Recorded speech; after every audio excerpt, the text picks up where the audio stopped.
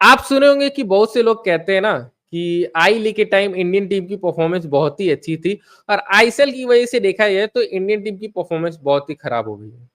बहुत से लोग कहते हैं भाई ट्विटर वगैरह में, यहाँ तक कि देखा जाए तो मेरा जो कमेंट बॉक्स है लास्ट वीडियो का, उसमें भी कई लोग कह रहे थे कि आईएसएल बहुत ही खराब लीग है और आई लीग को प्रेस कर रहे थे और कह रहे थे भाई कि एआईएफएफ को चलाने वाली लीग चाहिए। तो एआईएफएफ को चलाने वाली लीग के ऊपर तो हम लोग बाद में बात करेंगे। आज हम लोग बात करेंगे आई लीग वर्सेस आईएसएल पे भाई। क्या सच में ये नैरेटिव सही है? ये नैरेटिव एक सो कॉल्ड मसीहा चलाते हैं और उनके अंधभक्त चलाते हैं भाई। हम्म ऐसे अंधभक्त जो कि आई लीग टीम्स को फॉलो करते आ रहे हैं और उनकी आई लीग टीम कुछ कर नहीं पा रही है, और ऐसे अंधभक्त जो कि आईएसएल में आने के बाद से भी उनकी टीम कुछ कर नहीं पा रही है, वही लोग चलाते हैं और वो मसीहा देखा है तो फ्लैग बैरियर बने रहते हैं। आज इस पूरे नैरेटिव को खत्म करेंगे भाई। हम्म, वो भी विथ प्रूफ। सिर्फ बातों पे बात करके हम लोग इसको साबित नहीं करेंगे। देखा जाए कि इंडियन टीम की परफॉर्मेंस कैसी रही है भाई। हम्म और तब आप डिसाइड करिएगा कि क्या आई लीग के समय इंडियन टीम की परफॉर्मेंस अच्छी थी या फिर आईएसएल के समय। मेरा ओपिनियन तो ये है कि दोनों टाइम इंडियन फुटबॉल टीम की परफॉर्मेंस कुछ खास नहीं थी। हम्म, और इसमें ना आईएसएल की ज्यादा गलती है ना आई लीग की ज्यादा गलती है। गलती है आपके स्टेक होल्डर्स की और एआईएफएफ की। लेकिन बात यह है कि हम लोग लीग को गाली देते हैं क्योंकि उसको गाली देना आसान है। तो आज हम लोग इसी के बारे में बात करेंगे। तो वीडियो शुरू करने से पहले अगर वीडियो आपको पसंद आए तो इसे लाइक जरूर करेगा और चैनल को सब्सक्राइब करना ना भूलें। आज सबसे पहले हम लोग बात करेंगे इंडिया के फीफा रैंकिंग के बारे में। दो चीजें आप ध्यान रखिएगा। पहला चीज ये कि आई लीग आपका स्टार्ट हुआ है 2007 से, जो अभी तक चलता आ रहा है। वहीं पे देखा जाए तो आपका आईएसएल स्टार्ट हुआ है 2014 से, जो कि देखा जाए तो अभी तक चलता आ रहा है और शायद इस सीजन भी किसी तरीके से हो जाए। थोड़ा सा प्रॉब्लम है मैं मानता हूँ, लेकिन शायद हो जाए। तो ये दो डेट्स याद रखिएगा और साथ में एक चीज और याद रखिएगा कि 2014, 15, 16 ये जो दो सीजन थे ना, ये एक तरीके से देखा जाए तो फ्रेंचाइजी लीग की तरह चलता था आईएसएल। उस 2016 के बाद से देखा जाए तो थोड़ा थोड़ा लीग स्ट्रक्चर बनना चालू हुआ और अभी भी बन रहा है भाई। अभी भी रेलीगेशन स्टार्ट नहीं हुए। जब प्रमोशन एंड रेलीगेशन दोनों स्टार्ट हो जाएंगे तब हम लोग कह सकते हैं कि एक प्रॉपर लीग की तरह वर्क कर रहा है और धीमे धीमे जो क्लब से वो एकेडमी की तरफ जा रही है। तब हम लोग बात करें तो ये तीन चीजें आप जरूर ध्यान रखिएगा भाई। तो अब आते हैं आपके फीफा रैंकिंग पे। अब यहाँ पे देख लीजिए सबसे पहले कि ये सबसे आगे वाला जो होगा वो आपका है फाइनल रैंक। ये आपका बेस्ट रैंक दूसरा, और ये वर्स्ट रैंक, और ये बिगेस्ट क्लाइंब है और बिगेस्ट फॉल है। हम्म और यहाँ पे येलो में वर्स्ट रैंकिंग है, ग्रीन में बिगेस्ट क्लाइंब है, और रेड में बिगेस्ट फॉल है, और ब्लू में बिगेस्ट रैंकिंग है। आप सिर्फ और सिर्फ फाइनल रैंक पे ध्यान दीजिए, ज्यादा कुछ याद करने की जरूरत नहीं है। स्टार्ट किया जाए हम लोग, अगर 2002 सबसे पहले देखा है तो हम लोग का रैंकिंग था 127 फाइनल रैंकिंग। उसके बाद से सीधा जाए हम लोग 2007 में 143 है, 143। या इस टाइम देखा है तो ज्यादा गलती नहीं है आई लीग की, अभी अभी तो स्टार्ट हुआ है। फिर 2008 में भी हम लोग की 143 है, कुछ खास नहीं हुआ है। फिर 2009-10 में देखिए 134, 142, कुछ खास नहीं हुआ है भाई। हम लोग लगातार देखा है तो 150 के आसपास रहे। इवन देखा है तो 2014 में हम लोग की हालत 171 रैंक पे थी। हम लोग की हालत बहुत ही खराब थी। 2015 से देखा जाए कि आपका हम लोग थोड़ा सा क्लाइंब करना स्टार्ट किया। 2015 के बाद 2016 135, और 2017 जब देखा है तो आईएसएल फुल पावर में था, पूरी तरीके से चलने लगा था, तब हम लोग बहुत ही अच्छे रैंक पे आ गए 105 पे। और उसके बाद से 2018 में 97 और 2019 में 108 देखा जाए हम लोग आ गए थे। और 2019 के बाद से देखा जाए तो फाइनली ऑफिशियली घोषणा हो गई थी कि जो आपका आईएसएल है वो टॉप टायर है। लेकिन 2017 से ही सबको पता था कि भाई अब टॉप टायर आपका आईएसएल ही है। आई लीग को एक तरीके से साइडलाइन कर दिया गया था और आईएसएल में ही देखा है तो इंडियन फुटबॉल के बड़े बड़े प्लेयर्स खेले थे 2017 के बाद। उससे पहले अगर आप चेक करिएगा ना तो नॉर्थ ईस्ट जैसी टीम में तो भाई शिलोंग के ही सारे प्लेयर भरे हुए थे और लोन डील पे आके खेलते थे। सुनील छेत्री आपके मुंबई सिटी एफसी में लोन डील पे आके खेल रहे थे आपके। तो ऐसा चल रहा था कुछ। और उसके बाद से देखा जाए तो हम लोग ये 100 रैंक जो है ना वो मेंटेन किए रहे किसी तरीके से। और फिर अभी 2023 के बाद से हम लोग बुरी तरीके से गिरे हैं और अभी देखा है तो फाइनली 127 पे है।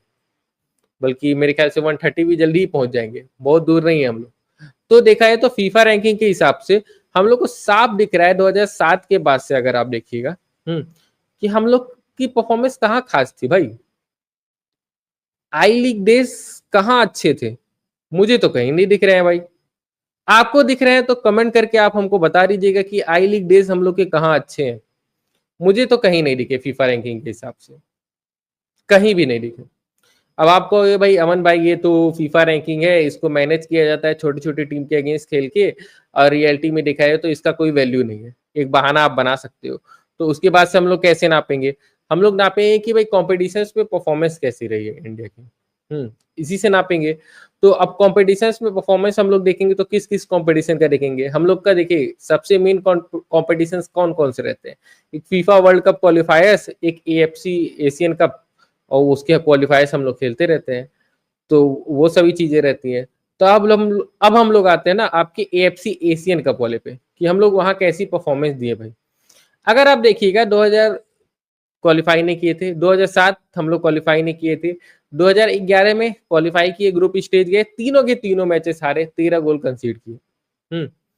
2015 नहीं क्वालिफाई किए, 2015 के बाद से जब 2019 आया, जब हम लोग के आईएसएल देखा जाए तो अपने देखा है तो बेस्ट स्टेज में थी, फिर से मैं बोल रहा हूँ। और देखा जाए तो सबसे अच्छे अच्छे प्लेयर्स सारे आपके आईएसएल में ही खेल रहे थे, आई लीग पूरी तरीके से साइडलाइन हो चुकी थी।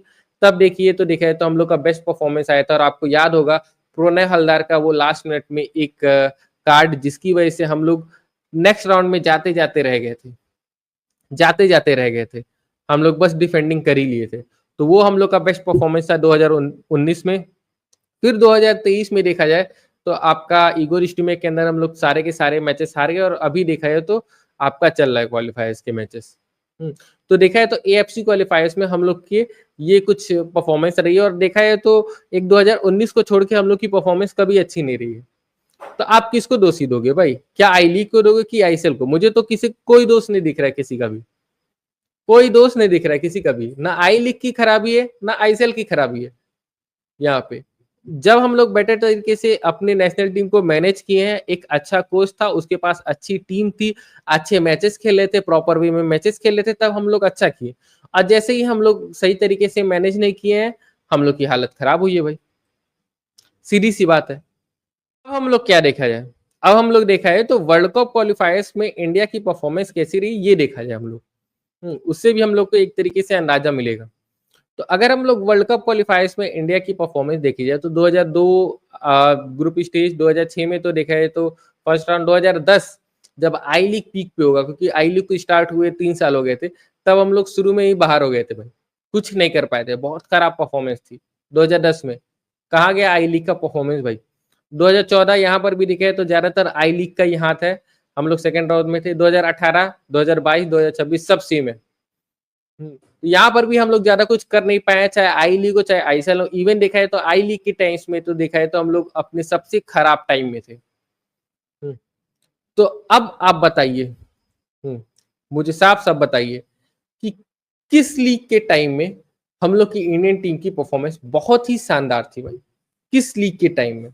यहाँ पे देखा है तो 3 तरीके से हम लोग कंपैरिजन कर लिए हैं भाई, फीफा रैंकिंग के हिसाब से, वर्ल्ड कप क्वालिफायर्स के हिसाब से, एएफसी एशियन कप क्वालिफायर्स के हिसाब से। आप तीनों जाके रीचेक कर सकते हो साइट से जाके, आप जाके रीचेक करिए, आपको करना चाहिए।